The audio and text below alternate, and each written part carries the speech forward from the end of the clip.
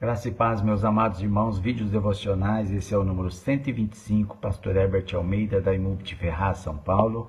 E o tema de hoje é a parábola do grão de mostarda e complementando também a parábola do fermento. Mateus 13, 31 e 32, Jesus disse: outra parábola lhes propôs, dizendo: o reino dos céus é semelhante a um grão de mostarda que um homem tomou e plantou no seu campo, o qual é, na verdade, a menor de todas as sementes, e crescida é a maior do que todas as hortaliças, e se fez árvore de modo que as aves do céu vêm aninhar-se nos seus ramos. Então, o grão de mostarda, ele tanto serve para exemplificar a fé, como também serve para exemplificar o reino dos céus, que compete à igreja, equivale à igreja, os ministérios em relação à palavra, né? Tudo que está comprometido com a igreja, envolvido com a ideia da igreja, o tema da igreja, etc. E Jesus então usa aqui a ideia do grão de mostarda como sendo a menor de todas as sementes e que vem a se tornar a maior de todas as hortaliças, até mesmo uma árvore. E assim é com a mostarda, e assim é com a fé de cada um de nós, e assim é com o ministério, com a obra que cada um de nós estamos fazendo. Veja que o grão de mostarda foi plantada no campo, assim como a palavra de Deus é plantada no nosso coração. Assim o nosso coração é o campo, e o grão de mostarda é a palavra de Deus. Assim também o campo é o mundo, e no mundo as pessoas que vão crendo no Evangelho, vão se convertendo a Jesus e o Evangelho de Cristo, vão se tornando este grão que vai se tornando uma planta, que vai se tornando a igreja de Deus no mundo.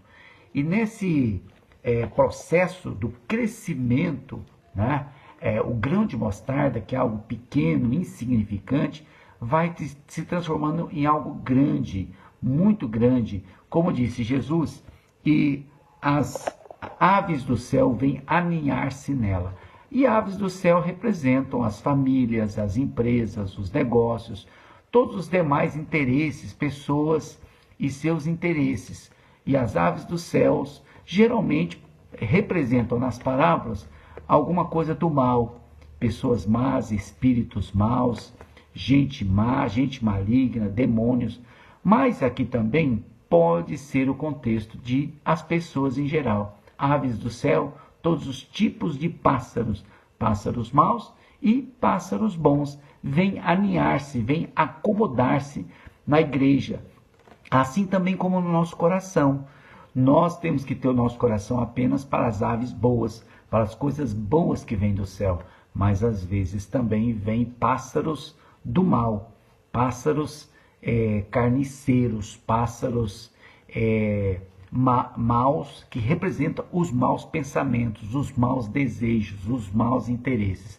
Então, tanto em relação ao nosso coração, que é um campo, como em relação ao mundo, que o campo é o mundo, tanto o cristão quanto a igreja onde esses cristãos fazem parte, podem vir coisas boas e coisas más. Cabe cada um de nós vigiar o nosso coração para que somente o bem venha aninhar-se em nosso coração. E também cabe aos líderes da igreja ter uma igreja séria, um ministério de aconselhamento, de ensinamento, de pregação da palavra, onde possa somente pessoas do bem ter conforto e aninhar-se ali naquela igreja.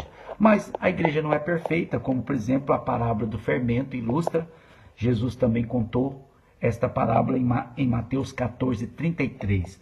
O reino dos céus é semelhante ao fermento que uma mulher tomou e escondeu em 3 medidas de farinha, até ficar tudo levedado.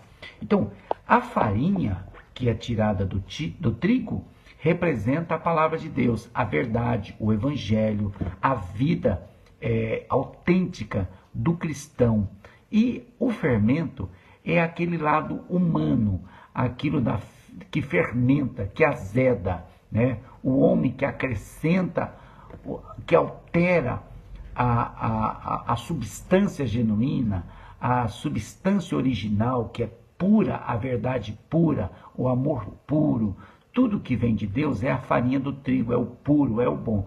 Mas o homem, que muitas vezes é carnal, muitas vezes é insensato, é perverso, é mal intencionado, é egoísta, ele fermenta, ele põe uma porção de fermento. Então são 3 partes de farinha para uma parte de fermento. Isso dá 25%, né? Cada parte dá 25%.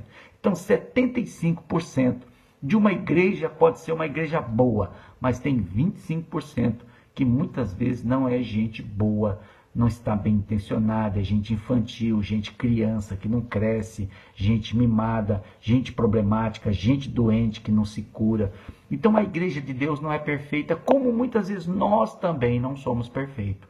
Pode ter uma boa porcentagem em nós que é coisa boa, mas pode ter alguma coisa em nós que é do homem, que é da carne e que propriamente não glorifica a Deus. Mas assim é a igreja, ela é imperfeita. Assim nós somos imperfeitos, mas somos povo de Deus, somos igreja de Deus. E precisamos vigiar para que a carnalidade do fermento dos fariseus não venha possuir a nossa alma, venha liderar o nosso coração, venha ser uma porção assim de tanta importância, de tanto destaque. Eu quero encerrar aqui com uma palavra do Agostinho, Santo Agostinho, que eu admiro muito, tem muita coisa boa dele, mas ele disse uma coisa muito certa: foi o orgulho que transformou anjos em demônios, e a humildade pode transformar homens em anjos de Deus. Então livre-se do orgulho, que é o fermento dos fariseus, e encha-se da pureza, da farinha pura da humildade. Deus te abençoe.